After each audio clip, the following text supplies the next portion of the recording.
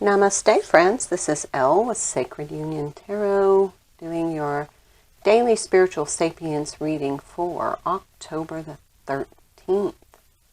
So let's see what kind of guidance or wisdom or insights come in through this reading. Please take what resonates and leave what doesn't. And remember that this is a general reading, so the message may not be for you, but generally with the spiritual sapience reading, there's a little something for everybody. They can be from general to very specific, but usually there's an overarching message that applies. So, as usual, I am using the Lost Tarot of Nostradamus for the tarot deck, and I am using my Rumi Oracle deck for the overarching message of the energies that are coming in.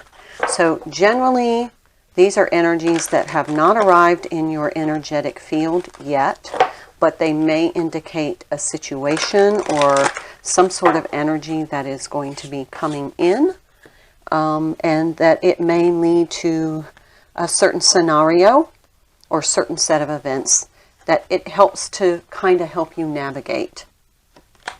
So here we have the courage of your love. That is a 38 card, which is an 11 card. The courage of your love.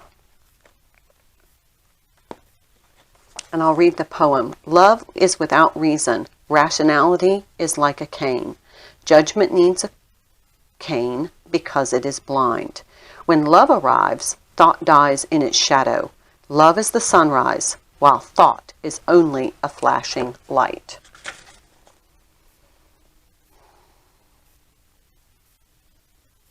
This is the heart that shines with courageous love. It is willing to feel and bear all suffering without judgment, whilst gently holding it in the truth of what that suffering really is, the drying out of the mind addicted to suffering. This drying out is necessary so that love can ignite itself and transform dead wood into living fire. The drying out is a challenging and enduring process.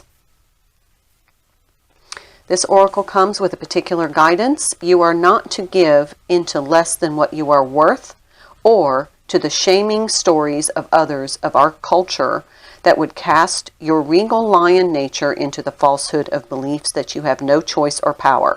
You are not to give into the idea that you are a victim and cannot free yourself from your suffering, or that you are less than any other. These are lies. These are petty deceptions so unworthy of you. Do not believe them.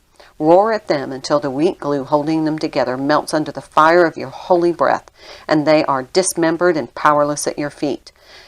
Then intend that those bits and pieces in decay are lovingly returned to Mother Earth, through whom they can be used to fertilize new life. So this is your heart being empowered and knowing that you are not going to settle for less than what you are worth. So stand in your truth and in your power, know who you are, and this has a really regal Leo feeling to it, but this is that lion inside of you that roars. And oftentimes we get caught up in the unfairness of life and trying to evaluate our rational mind around fairness, but you can't outthink the energy of love. Love just is. But recognize it when it is in its purest and truest form, but also do not settle for treatment, behaviors, or the energy from others that is less than what you are worth. All right, so this at the bottom of the deck here is the Seven of Cups. This is oftentimes some choices that need to be made. It could be confusing because you're overwhelmed at the amount of choices, or you're unclear as to which choice you really truly feel is best for you. But there are some choices to be made, some decisions to be made. But this can be just overwhelming it could be an influx of emotions, so much so that it's confusing. Here we have the Page of Swords. So this will bring some clarity. So this is coming in. This is generally the past. So this may have been, you may have been clear about something in the past, but this overwhelming, it's like a flood of like open-ended choices. And that's uncomfortable sometimes. Always go back to the courage of your love and the love for yourself. The courage to love yourself. All right, these two came out. So this is the Lovers and the Queen of Cups. There is that loving of yourself and others, that really powerful courage of your love right here.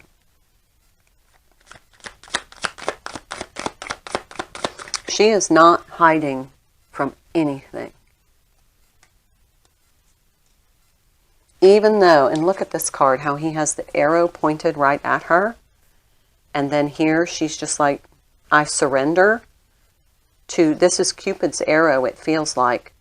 And she's like, I surrender to the power of love. I am standing in my power and in my truth and in my courage to love as I was meant to, and to love myself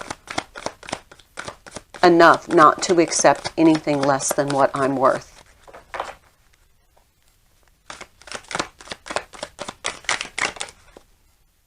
Here we have the Nine of Cups in reverse. So we have the Seven of Cups and the Nine of Cups. The Nine of Cups to me is very self-satisfied. So this Seven of Cups is challenging how you feel about yourself. But you need to stand in your courage to love yourself. And therefore you can love others.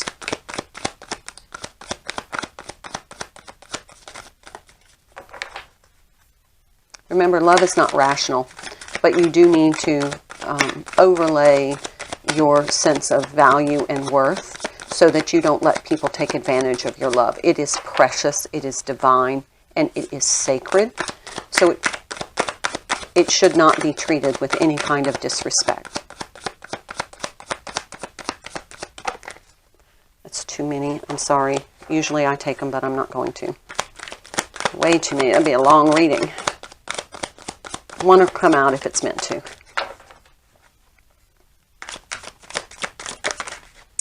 That might be it. Ah, the Sun. So this this confusion that is challenging the satisfaction that you have about yourself is going to be overcome with embracing the love, the true love of who you are, your divine nature, and you're setting appropriate boundaries and standing up for the sacredness of this divine love. Bottom of the deck, Four of Swords. This is the, in that quiet moment that you step away from all the energy that bombards you every day. In this quiet moment, you will formulate the thoughts that you need to put together this, regain this clarity. And then get back to the energy of being satisfied with yourself. My mom used to say, happy in your own skin. Satisfied with who you are, satisfied with this journey. And it's really going to help you gather your courage to start setting appropriate boundaries and to truly embrace the love for yourself. All right, that is the message. Namaste.